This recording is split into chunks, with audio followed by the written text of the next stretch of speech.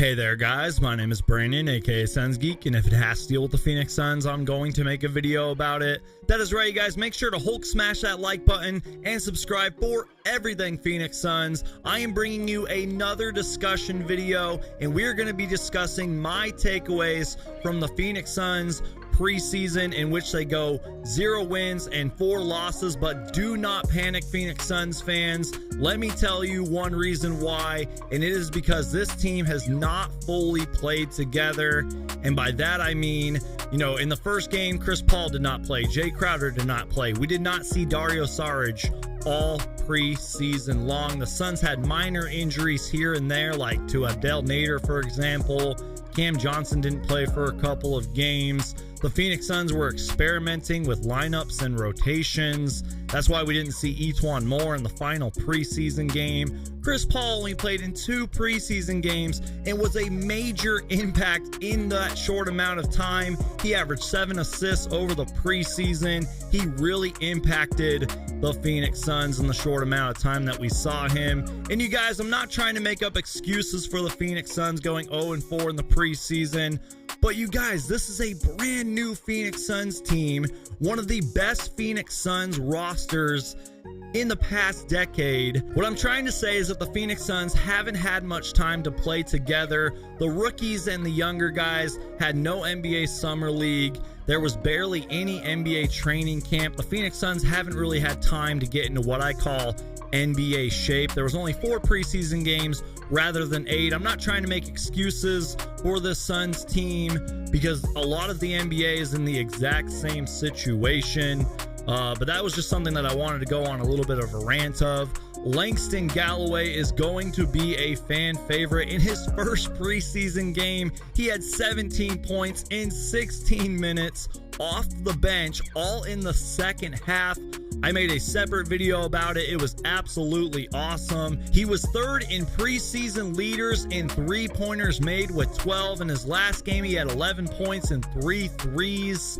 He will hit some game winners for the Phoenix Suns. He's going to come up in the clutch. He brings that experience. He brings that scoring and so much more. I am really excited for Langston Galloway. He was one of the bright spots for the Phoenix Suns this preseason, and the Phoenix Suns did show flashes of what they can do. They even went on one first quarter 21-point lead, all without Chris Paul. That has to show something. We saw flashes of what this team can do without Chris Paul, with Chris Paul, with Jay Crowder, without Jay Crowder. You guys get my point. We saw flashes of what this Phoenix Suns can do. Monty Williams said, and I quote, "We got better as the games progressed, and that's what you want to see from your team. The offensive output in the first half, being able to do that without Chris, was exciting." And that's exactly my point, you guys. The Phoenix Suns did get better as the games progressed. It's really too bad that we couldn't have 8 preseason games. Now, you guys know me. I keep it pretty positive on this channel, but let's talk about some of the negatives during the preseason. And let me just remind you guys that it is just the NBA preseason. No need to panic right away. But the Phoenix Suns did blow a lot of leads.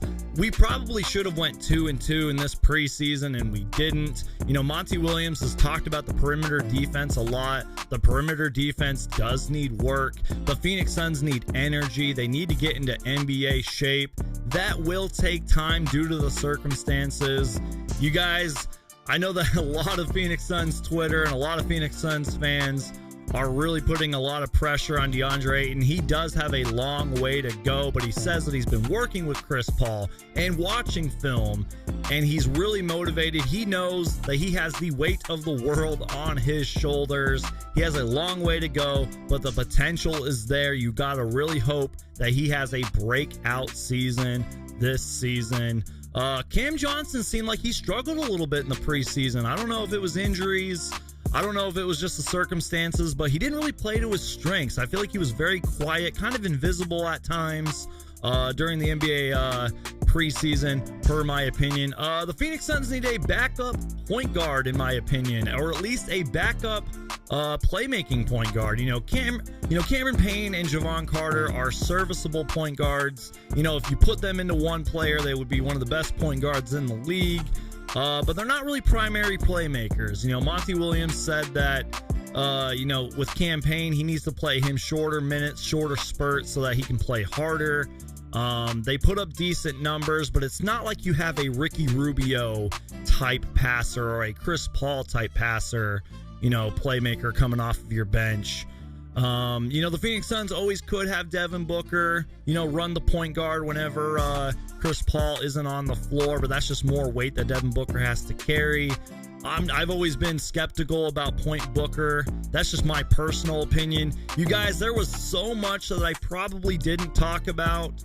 What did you guys see? What were your guys' takeaways from the Phoenix Suns preseason? And as always, guys, if you are new to this channel, my name is Brandon, aka Suns Geek, and if it has to deal with the Phoenix Suns, I'm going to make a video about it. Make sure to Hulk smash that like button, and I'll see you guys next time.